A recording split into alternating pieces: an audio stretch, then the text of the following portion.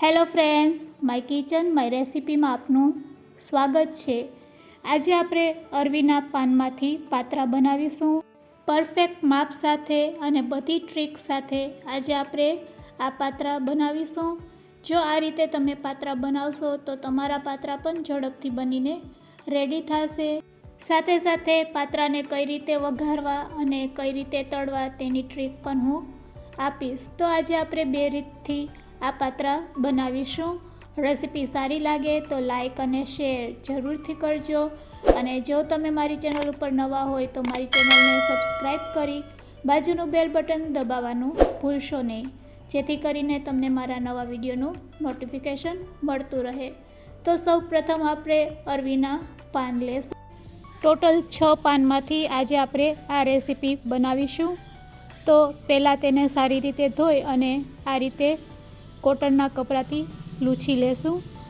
ખૂબ જ હળવા હાથેથી બંને બાજુ આપણે આ રીતે પાનને સારી રીતે લૂછી લેશું અને કોરા કરી લેશું। તો બધા પાનને આ રીતે પહેલાં સરસ કોરા કરી લેશું। હવે આપણે પાનની નસ હોય છે તેને દૂર કરવાની છે, તો તેને કઈ રીતે રિમૂવ કરવી તેની પણ હું ટ્રીક બતાવું છું। તો આ રીતે આપણે પહેલાં ચાકુ લેવાનું અને હાથને આ રીતે રાખતો જવાનું અને ચાકાનો આગળનો ભાગ છે તે આપણે આ રીતે નસમાં લગાડતા જઈશું અને સહેલાઈથી નસ છે એ પાનની દૂર થઈ જાય છે। તો આ રીતે આપણે બધા પાનમાંથી પહેલાં જાડી નસ કાઢી લેશું અને સાઈડમાં રહેલી નસને પણ આ રીતે ચાકુની મદદથી કાઢી લેશું। તો આ પ્રોસેસ કરવી ખૂબ જ જરૂરી છે જ્યારે આપણે પાત્રા બનાવતા હોય છે ત્યારે। તો નસ પહેલાં દૂર કરી જ લેવાની, પછી જ પાત્રા બનાવીશું। અગાઉથી આ રીતે જો તમે નસો કાઢીને પાન સાફ કરીને રાખી દેશો તો ફક્ત 10થી 15 મિનિટમાં આપણા પાત્રા બનીને રેડી થઈ જાય છે। તો તમારે નસને કઈ રીતે કાઢવી તેની પણ મેં ટ્રીક બતાવી છે। બસ આ રીતે પહેલાં પતલી નસથી જાડી નસ સુધી પહોંચવાનું આપણે। તો આ રીતે આપણે બધી નસને પહેલાં પાનમાંથી કાઢી લેશું। જો આ ટ્રીક સાથે તમે પાનની નસો કાઢશો તો પાનની નસ છે એ ઝડપથી દૂર થઈ જાય છે। તો અહીંયા આપણે બધા પાનમાંથી નસો કાઢી લીધી છે। હવે આપણે તેના ઉપર લગાડવાનું બેટર બનાવીશું। તો તેના માટે આપણે એક બોલમાં ચણાનો લોટ લઈ લેશું। ચણાના લોટને હંમેશા ચારીને જ લેવાનો। તો અહીંયા આપણે 1 વાટકા જેટલો ચણાનો લોટ લીધો છે, તેમાં અડધી ચમચી લાલ મરચું પાવડર, હવે તેમાં અડધી ચમચી હળદર પાવડર અને 1 ચમચી ધાણા જીરું પાવડર એડ કરશું। સાથે સાથે તેમાં આપણે ગરમ મસાલો અડધી ચમચી અને સ્વાદ અનુસાર મીઠું એડ કરીશું અને 2 ચમચી જેટલો લીંબુનો રસ એડ કરીશું। હવે બેટરને આપણે થોડુંક પાણી નાખીને આ રીતે હલાવી લેશું। તો ચણાનો લોટ છે તો પાણી નાખતી વખતે ખૂબ જ ધ્યાન રાખવાનું, થોડું થોડું પાણી એડ કરવાનું અને બેટરને આ રીતે આપણે હાથેથી મિક્સ કરી લેશું। તો તમે જોઈ શકો છો આપણું બેટર સરસ રેડી છે। તેની થિકનેસ પણ હું તમને બતાવું છું। જો તમારો ચણાનો લોટ ચારેલો હશે તો તેમાં બિલકુલ ગઠ્ઠા પણ નહીં પડશે। તો તમે તેની થિકનેસ જોઈ શકો છો। બસ આ જ થિકનેસ આપણે રાખવાની છે। તો અહીંયા આપણે બેટર બનાવી લીધું છે। હવે આપણે ગેસની ફ્લેમ ચાલુ કરી સ્ટીમરમાં થોડુંક પાણી એડ કરી કાણાવાળી પ્લેટને તેમાં સેટ કરી ડીશને આપણે તેલથી ગ્રીસ કરી લેશું અને મીડિયમ ફ્લેમ ઉપર તેને થવા દેશું। તો હવે આપણે બીડા બનાવીશું। તો તેના માટે આપણે નસ કાઢેલા પાનમાંથી એક પાન લઈ લેશું અને તેના ઉપર રેડી કરેલું આપણું બેટર છે તે આ રીતે લગાડી લેશું। એક પાનમાં આ રીતે લગાવ્યા પછી તેના ઉપર આપણે બીજું પાન સેટ કરીશું। તો આ રીતે આપણે પહેલાં એક પાનમાં રેડી કરેલું બેટર લગાડી લેશું। બધી બાજુ સારી રીતે બેટર છે એ લાગી જવું જોઈએ। હવે તેના ઉપર આપણે બીજું પાન સેટ કરીશું। તો આ રીતે તેની વિરુદ્ધ દિશામાં આ રીતે પાનને રાખવાનું અને પછી તેના ઉપર ફરીથી આપણે રેડી કરેલું બેટર છે તે આ રીતે હાથેથી સ્પ્રેડ કરીશું। આ રીતે આપણે 3 લેયર બનાવીશું। તો હવે આપણે ત્રીજું પાન પણ આ રીતે સેટ કરી દઈશું અને તેના ઉપર પણ રેડી કરેલો ચણાના લોટનું બેટર છે તે લગાડી લેશું. તો આ રીતે આપણે પતલું બેટર છે એ લગાડીશું, જેથી કરીને ખાતી વખતે બિલકુલ આપણે લોટ જેવું ન લાગે. તો પાનનો સ્વાદ અને રેડી કરેલા બેટરનો બંનેનો સ્વાદ આવે તે માટે આપણે આ રીતે આછું રેડી કરેલું બેટર તેના ઉપર સ્પ્રેડ કરશું. તો આપણા પાન ખૂબ મોટા છે તો આપણે 3 લેયર કરેલા છે. જો નાના પાન હોય તો તમે હજુ 2 લેયર કરી શકો છો.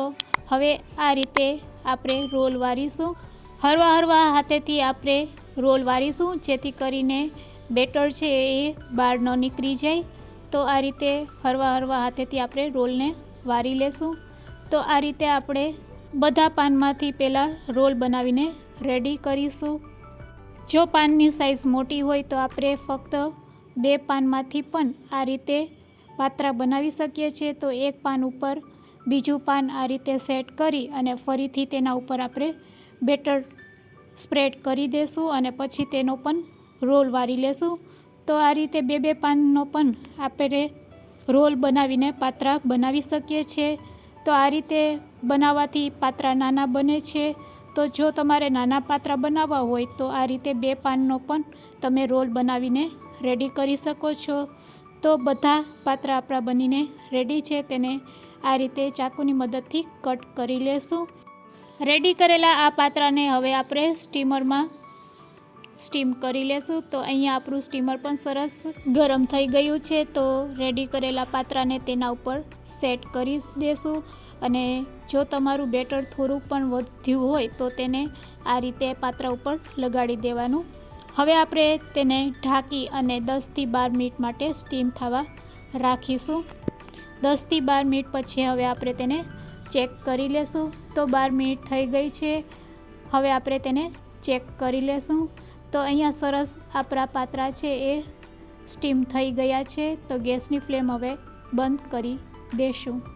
આ રીતે સ્ટીમરમાંથી પાત્રાને કાઢીને આપણે તેને ઠંડા થવા રાખીશું. 5 મિનિટ પછી આપણા પાત્રા સરસ ઠંડા થઈ જશે અને પછી તેને કટ કરી લેશું. તો 5 મિનિટ થઈ ગઈ છે. હવે આપણે તેને ચાકુની મદદથી મીડિયમ સાઇઝમાં કટ કરી લેશું.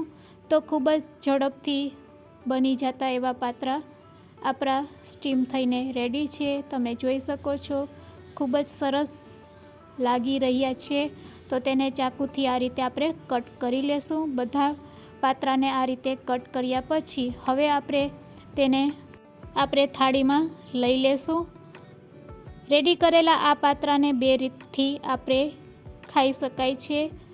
આ પાત્રાને તમે તળી પણ શકો છો અને તેનો વઘાર પણ કરી શકો છો. તો હું તમને બંને રીત બતાવું છું. તો સૌપ્રથમ આપણે તેને તળી લેશું. તો ગેસની ફ્લેમ ચાલુ કરી અને થોડુંક તેલ કઢાઈમાં મૂકશું. તેલ ગરમ થાય એટલે આપણે પાત્રાને તેમાં તળી લેશું. તો તેલ આપણું ગરમ થઈ ગયું છે. તો આપણે પાત્રા તેમાં એડ કરી દઈશું.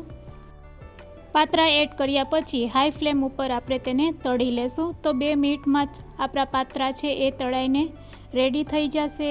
તો આ રીતે આપણે ઝારાની મદદથી તેને તળી લેશું. તો અહીંયા આપણા પાત્રા તળાઈને રેડી છે. તમે જોઈ શકો છો, સહેજ ગોલ્ડન બ્રાઉન કલરના થાય એટલે આપણે તેને તેલમાંથી કાઢી લેશું. તો હવે આપણા પાત્રા સરસ તળાઈ ગયા છે. 2 મિનિટ થઈ ગઈ છે. તો હવે તેને આપણે તેલમાંથી કાઢી લેશું અને ગેસની ફ્લેમ બંધ કરી દેશું. જો તમારે ઓઇલ ફ્રી પાત્રા ખાવા હોય તો તમારે તેનો વઘાર કરી લેવાનો. તો હવે આપણે વઘાર કરીશું. તો પાત્રા ઉપર થોડીક લાલ મરચું પાવડર, હળદર પાવડર અને સ્વાદ અનુસાર મીઠું સ્પ્રેડ કરીશું. હવે ગેસની ફ્લેમ ચાલુ કરી અને કઢાઈમાં થોડુંક તેલ એડ કરશું અને તેમાં રાઈ, જીરું અને હિંગ એડ કરીશું અને તલ. બધી વસ્તુ કકડી જાય એટલે તેમાં આપણે રેડી કરેલા પાત્રા છે એડ કરી દેશું. તો આ રીતે તમે વઘાર કરીને પણ પાત્રા ખાઈ શકો છો. તે પણ ખૂબ ટેસ્ટી લાગે છે. તો બંને રીતમાંથી તમને જે રીત સારી લાગે તે રીતે તમે આ પાત્રા બનાવીને રેડી કરી શકો છો.